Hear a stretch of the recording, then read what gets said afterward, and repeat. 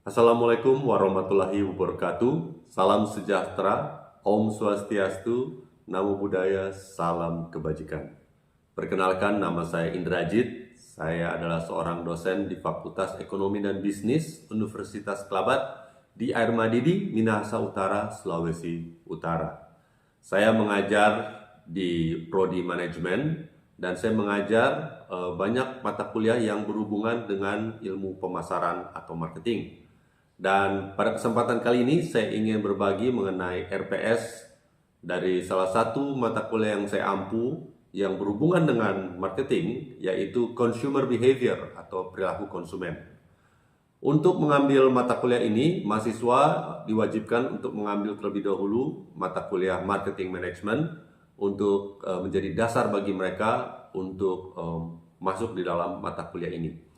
Kenapa? Karena di mata kuliah ini, selain kita mempelajari ilmu-ilmu pemasaran, di mata kuliah ini siswa juga mempelajari ilmu-ilmu psikologi. Sehingga harapannya setelah menamatkan dari kelas ini, mahasiswa dapat menganalisa pasar dengan lebih tajam lagi. Karena bukan hanya menentukan target market, menganalisa pasar berdasarkan demografis ataupun geografis, tapi para mahasiswa diharapkan dapat menganalisa, menentukan target pasar berdasarkan demografis, geografis, dan psikografis. Sehingga mahasiswa pada akhirnya dapat membuat sebuah marketing plan yang komprehensif. Mata pelajaran ini terbagi atas 3 materi utama, yaitu materi yang membahas proses perjalanan customer sehingga pada akhirnya mereka akan membeli sebuah produk. Di bagian pertama, para mahasiswa akan mempelajari mengenai input, kemudian proses, dan output. Di bagian input, para mahasiswa akan belajar mengenai apa saja hal-hal yang masuk ke dalam benak customer, menjadi input bagi mereka untuk membuat keputusan. Ada yang disebut dengan marketing efforts dari perusahaan. Kemudian mahasiswa juga akan mempelajari peranan keluarga dalam membuat keputusan bagi customer, peranan teman, peranan budaya, dan juga peranan social class.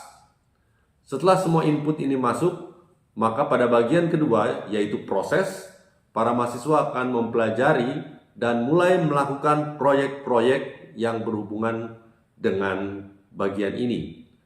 Mahasiswa akan mempelajari bagaimana dalam proses ini para customer itu dipengaruhi oleh apa yang memotivasi mereka, persepsi mereka, dan juga attitude atau sikap mereka. Dan bagaimana perusahaan dapat menciptakan persepsi positif, sikap positif terhadap produk yang mereka pasarkan.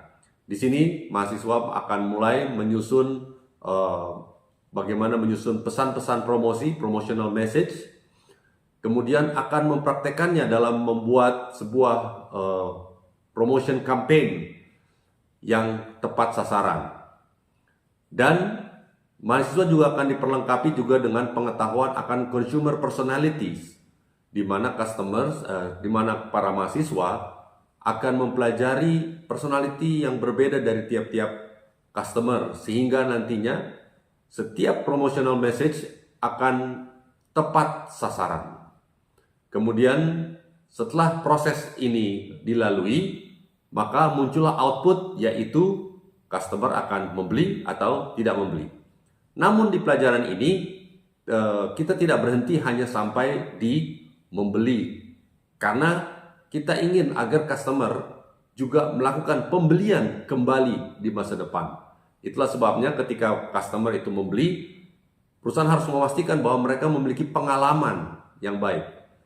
Jadi bukanlah berarti apabila seorang customer sudah membeli sebuah barang, maka berakhirlah perjalanan pemasaran kita. Tidak, kita harus juga memikirkan bagaimana pengalaman, experience mereka, sehingga itu akan mempengaruhi juga proses ke depannya, yaitu di proses pada bagian customer learning, Itulah sebabnya banyak customer yang sampai sekarang membeli iPhone 1, 2, 3, 4, 5 sampai iPhone yang kesekian. Karena apa? Mereka memiliki customer experience yang positif.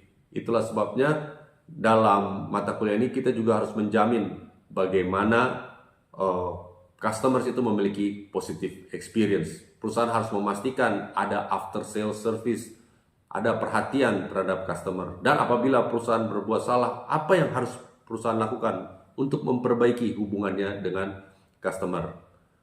Dan untuk mendidik customer, untuk membuat customer ini bisa menerima inovasi-inovasi yang dilakukan, disinilah ada peranan-peranan dari ilmu-ilmu psikologi, yaitu salah satunya seperti classical conditioning, instrumental conditioning, di mana para mahasiswa nanti akan melakukan eksperimen sosial terhadap teman-temannya, bagaimana mengkondisikan mereka agar mereka mau melakukan atau membeli produk yang ditawarkan.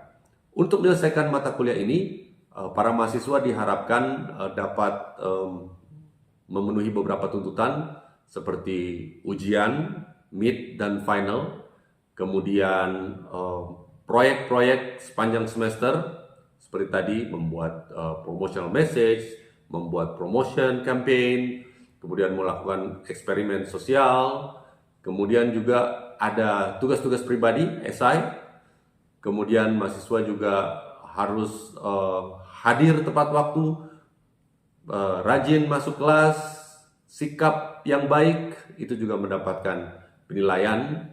Dan untuk puncaknya, porsi yang paling besar adalah marketing plan project, di mana para mahasiswa harus membuat sebuah marketing plan yang komprehensif, marketing plan yang dalam dari berbagai aspek, seperti tadi yang sudah sampaikan, demografis, geografis, dan psikografis. Sekian penjelasan saya mengenai RPS dari kelas perilaku konsumen. Terima kasih atas perhatiannya. Assalamualaikum warahmatullahi wabarakatuh. Salam sejahtera, Om Swastiastu, Namo Buddhaya, salam kebajikan. Terima kasih. Selamat datang di kelas Consumer Behavior, ya, atau perilaku konsumen. Dan hari ini kita akan membahas apa yang akan kita pelajari selama 1 semester ke depan. Tapi sebelum kita mulai kelas kita akan mulai kelas dengan doa. Fine, boleh tolong buka dalam doa. Let's bow our head and pray. Our mighty God in heaven, we thank you for the beautiful day that you have given to each one of us. Now we start our class. Please bless our teacher and bless all of us. In the beautiful name of Jesus Christ, we pray. Amen. Amen. Thank you. Terima kasih. Fine. Oke. Consumer behavior atau perilaku konsumen. Kita bisa tahu nggak orang punya perilaku? Kita bisa tahu nggak? Bisa. Bisa? Tidak? Bisa? Tidak bisa? Bisa? Tidak bisa? Pernah nggak dengar kata-kata seperti ini? Orang ini kelakuannya, pernah nggak? Berarti kita bisa lihat nggak dia punya kelakuan? Gerak-geriknya, apa yang dia lakukan? Beli martabak pagi atau malam? Malam. Ada tukang martabak, ada sarapan martabak. Bubur Manado, tinutuan, makan pagi atau malam? Pagi, ya. Nah, ini adalah kelakuan kita. Kalau makan bubur Manado atau bubur ayam, kita makannya pagi atau malam? Pagi. Tapi kalau martabak, kita makannya malam. Nah, ini contoh sedikit dari kelakuan atau perilaku dari customer. Oke. Jadi pelajaran consumer behavior atau perilaku konsumen ini adalah bagaimana kita melihat proses, ya. Kata kuncinya apa? Proses. Proses bagaimana customer memilih barang. Kamu kalau pilih barang, misalnya baju, pilihnya bagaimana? Yang pas di badan. Pas di badan. Oke, modelnya penting nggak? Itu penting, soalnya itu yang menentukan sampai pakai. Oke, menentukan ya kita punya bapak pakai. Oke, kalau Anda sepatu, Anda membeli sepatu Anda ini berdasarkan kemauan atau lihat teman atau disuruh orang tua. Apa yang membuat Anda beli? Ya, sama sih. Lihat teman. Lihat teman. Oke. Kalau Anda bagaimana Anda membeli, Anda punya handphone misalnya? Apakah ada yang kasih tahu, nonton YouTube atau apa? Keputusan juga sih. Kebutuhan. Oke, kebutuhan. Jadi kita lihat ini adalah proses kelakuan atau perilaku dari customer. Bagaimana ketika mereka pilih barang, mereka evaluasi. Nah sekarang, terima kasih kepada YouTuber-YouTuber, kita sudah tidak perlu evaluasi ke toko, tapi YouTuber udah review ya. Review, oh pernah ingat David Gadgetin? Ya kan? Saya beli handphone, sebelumnya saya akan nonton David dulu. Ada yang nonton? Ya, nonton dulu. Nah, kita harus tahu nih, perilaku customer sekarang itu seperti apa. Jadi, perilaku konsumen itu adalah proses bagaimana customer memilih, mengevaluasi, membayar. Membayar ini beda ya, zaman dulu dengan sekarang. Sekarang kalau bayar gimana? Tap, QRIS, ya kan? Kartu. Oh dulu kebanyakan pakai cash. Nah ini kita harus tahu nih perilaku customer ketika mereka membayar. Karena jangan sampai nanti kita jual pas orangnya datang, waduh nggak bawa dompet nih, mau tap, ya kita nggak punya mesinnya, nggak jadi bayar, nggak jadi beli. Nah kita harus tahu. Jadi tadi bagaimana customer itu memilih, mengevaluasi, membayar, menggunakan. Nah beda loh. Nasi digunakan oleh orang Indonesia dan nasi digunakan oleh orang Prancis ya. Orang Indonesia menggunakan nasi sebagai yang utama sebagai bintang utama di piring. Orang Eropa menggunakan nasi di ujung kecil hanya untuk ya pemanis saja. Dan kita juga harus cari tahu bagaimana customer ini membuang barangnya. Gak semua barang selesai dipakai dibuang. Mobil setelah nggak pakai ada yang dibuang. Tol aja di jurang, kita buang di jurang aja. Biasanya mobil kalau udah nggak dipakai apa? Jual lagi. Rumah, apakah setelah kita pikir ini rumah udah nggak pakai, bakar aja ya? Enggak ya? Tapi kalau misalnya spidol, kalau habis tinta, buang.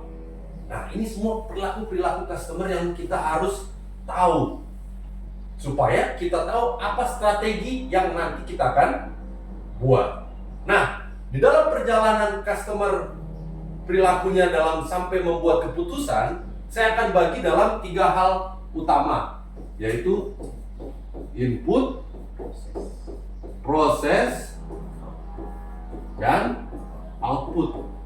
Nah tadi saya beli sepatu karena lihat apa? Teman ini adalah friends. Ini adalah input. Kalian sekolah di sini, mauan kalian atau orang tua? Kemauan sendiri, orang tua juga, family juga menjadi input. Ada yang beli barang karena lihat iklan, muncul di YouTube. Ada ya? Marketing effort dari perusahaan. Ini menjadi input. Hal-hal ini, input ini akan masuk ke proses. Setelah melihat semua yang masuk ini, saya mau atau enggak, tergantung di sini kita punya personality, kepribadian. Ada orang-orang kaya, walaupun uangnya banyak, tapi kalau dia merasa handphone cuma buat telepon aja, ngapain sih kamera 100 megapiksel? Dia nggak beli. Walaupun input teman-temannya sudah bilang, ih keren nih, saya nggak perlu itu. Personalitinya tidak mendukung, tidak jadi beli. Di dalam proses ini juga ada yang namanya pembelajaran atau learning. Bagaimana customer itu belajar mengenai kita punya produk. Apakah produk kita ini oke atau enggak? Dia akan learning di sini. Dan juga kalau dia sudah sempat beli, itu menjadi pengalaman pembelajaran dia. Sehingga besok-besok dia mau beli lagi atau tidak. Ada juga di sini sikap, attitude. Saya nggak suka dari produk made in negara apa gitu. Kalau made in ini cepat rusak. Pernah ada dengar seperti itu? Ya? Kita nggak mau beli yang made in negara ini lah, karena cepat rusak. Saya maunya made in ini. Nah, itu attitude. Nah, attitude ini akan mempengaruhi proses akhirnya mau beli atau tidak. Persepsi. Persepsi ini dengan attitude berteman dekat sekali nih. Persepsi saya setelah melihat, ini kelihatannya kayak orang kaya nih, bajunya mentereng, maka menurut saya ini cocok, saya mau jual rumah 1 miliar. Ternyata bukan orang kaya, ternyata sopirnya orang kaya. Cuman ini aja. Jadi persepsi membentuk. Ketika kita membeli sebuah barang, dia punya kemasan, itu membantu persepsi. Ada kemasan minyak wangi, bagus sekali gitu. Wah, mantap, padahal di dalam kotak isi kecil. Tapi itu membangun persepsi. Nah, setelah proses ini masuklah output. Yes, beli atau no beli. Tapi kita tidak mau perjalanan kita, perusahaan mau hanya berakhir di output beli atau tidak beli. Dia maunya apa? Beli lagi. Yes, itu yes beli menjadi pengalaman pembelajaran buat dia bahwa besok-besok saya akan beli lagi. Makanya orang beli iPhone 1, iPhone 2, iPhone 3, iPhone 4, iPhone 5, iPhone 6, iPhone 7. Karena pengalaman dia membuat dia mau datang lagi. Itu menjadi nah, gimana? Dari sini kira-kira ada pertanyaan? Oke, saya lanjut ya. Nanti kalau ada pertanyaan langsung aja angkat tangan ya. Nah, karena kita sudah tahu kelakuan customer ini, sekarang ketika kita mau menargetkan pasar kita, target market kita, waktu kita dulu kelas marketing awal ya, kita biasanya kan targetkan berdasarkan demografis ya, berdasarkan geografis. Misalnya, saya akan jual ini untuk orang tua. Saya jual untuk orang muda. Saya jual ini orang pendapatan menengah ke atas. Saya jual ini menengah ke bawah. Padahal ada aspek psikografik, psikologinya.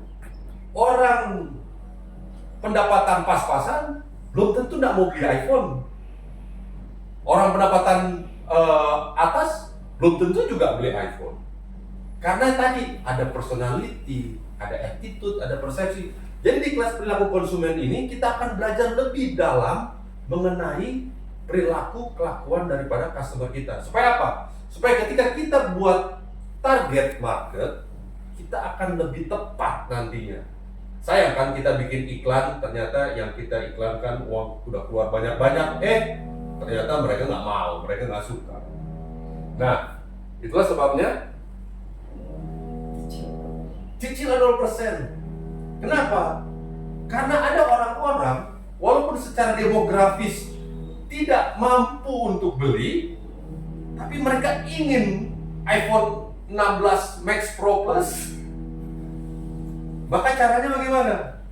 Cicilan 0% lah solusinya.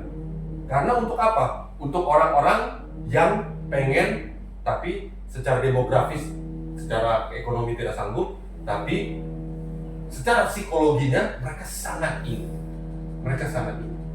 Jadi ingat ya, ini garis besar yang akan kita pelajari selama semester ini adalah proses bagaimana customer mendapat input, bagaimana input itu mereka proses, kemudian outputnya apa? Dia mau beli atau tidak beli. Dalam input ada apa aja tadi input? keluarga, yes. Terus ada apa lagi? Marketing effort, betul. Ada apa lagi? Teman, betul. Setelah semua input masuk ke dalam pikiran customer, ada proses. Apa aja prosesnya? Ada melihat dari review, learning, pembelajaran, ada apa lagi? Persepsi, ya. Setelah itu akan jadi output. Nah, sekarang saya untuk pertemuan berikutnya, kalian akan presentasikan ya. Masing-masing kalian akan buat presentasi pengalaman kalian. Serah mungkin tadi baju, sepatu, handphone, ya. Fine, kira-kira kamu bawa apa? Tas, oke, tas. Apa saja yang menjadi input kalian sampai kalian beli itu? Kemudian prosesnya, apa saja yang mendorong kalian? Apakah karena kalian merasa kepribadiannya cocok dengan kalian? Karena persepsi, apa? Entahlah, oke? Kemudian outputnya, yes. Satu. Kedua, tolong buat hal yang sama, tapi yang ujung-ujungnya outputnya no. Nanti kita akan belajar nih masing-masing kenapa sampai akhirnya kalian nggak mau beli. Apakah karena masalah di input, masalah di proses, sehingga outputnya tidak mau beli. Oh, sorry. Tambah lagi, satu lagi. Jadi, apa barang-barang yang kalian yes beli, apa yang kalian akhirnya tidak jadi beli, dan terakhir apa yang kalian yes beli tapi kalian tidak mau beli lagi. Kenapa? Aduh, cuma packagingnya bagus, ternyata isinya nggak terlalu. Jadi boleh ya? Ada pertanyaan mengenai tugas kalian nanti? Kita mau pertanyaan? Oke. Tugas. Oke. Jadi kalau ini sudah selesai, saya akan buka ruang tanya jawab ya. Oke, ini sudah jelas? Oke, jelas. Silakan. Fine, ada pertanyaan.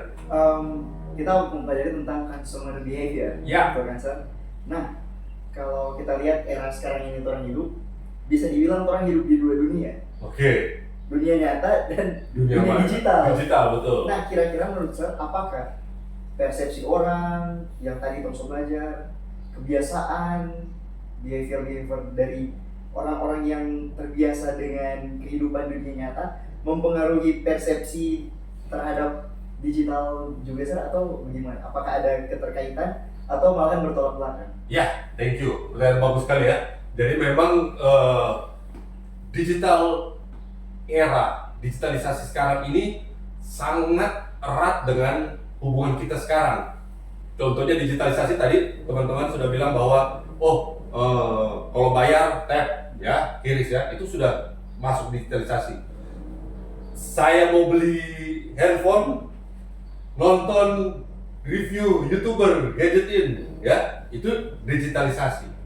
Dan perilaku konsumen ini terekam di dalam dunia maya. Dunia maya itu mempelajari consumer behavior. Makanya ada istilahnya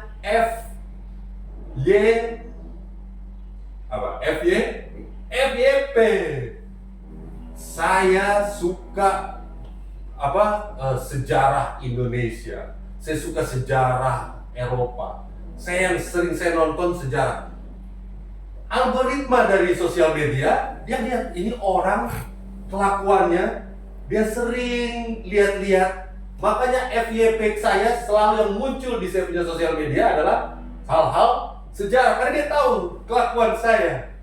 Jadi walaupun kita sudah masuk di dunia digital, tetap perusahaan ini sangat perlu untuk mengetahui kita punya kelakuan. Saya pernah muncul sebuah video FYP di saya, kemudian di bawahnya dia punya suggestion.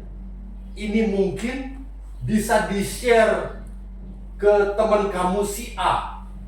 Pernah nggak di TikTok? Kemudian di bawah ada mau share ke si A. Karena dia tahu bahwa si A juga punya kelakuan yang sama. Dia juga suka dengan hal ini. Jadi memang perilaku konsumen ini, baik di dunia nyata maupun di dunia maya, itu memang tetap penting, tetap dibutuhkan. Consumer behavior ini adalah satu hal kunci yang ingin diketahui oleh orang-orang, perusahaan-perusahaan. Anda beli apa di Shopee, misalnya di Tokopedia atau e-commerce lainnya, apa yang Anda beli atau Anda cuma taruh di keranjang, dia akan muncul terus kan? Anda punya berikutnya, dia akan muncul lagi, sampai Anda beli. Karena dia tahu kelakuan Anda. Anda lihat-lihat sepatu, Anda lihat-lihat jam, maka iklan yang muncul adalah sepatu dan jam. Anda tidak akan muncul panci. Yang akan muncul ke Anda punya e-commerce atau di Anda punya sosial media adalah apa yang Anda lihat-lihat, Anda suka, Anda like, Anda komen, dia akan muncul terus. Jadi consumer behavior ini baik di dunia nyata maupun di dunia maya ini tetap akan terpakai dan akan terus menjadi hal yang diandalkan di dalam pembuatan perencanaan marketing atau marketing plan. Dalam marketing plan. Nah, bedanya marketing plan waktu kita belajar marketing pertama, dia nggak banyak membahas tentang psikologi. Tapi sekarang nanti kita punya project final ini ya, saya udah spoiler dari sekarang, bahwa kita akan bikin marketing plan, tapi targetnya akan lebih dalam karena kita akan bahas bukan cuma demografis, geografis, tapi kita juga akan bahas mereka punya psikologi. Yes. Thank you. Ada lagi pertanyaan teman-teman? Oke, kalau tidak ada pertanyaan, terima kasih atas perhatian Anda. Sampai ketemu hari Rabu depan dan jangan lupa ya, 3 ya. Output yes, output no, dan yes, kenapa? Oke, thank you. Kita akhiri kelas ini dengan doa. Saya akan tutup dalam doa. Our Heavenly Father, we thank the Lord for your guidance. Now, as we're going to our separate place, may you be with us. Forgive our sins in Jesus' name. Amen. Terima kasih.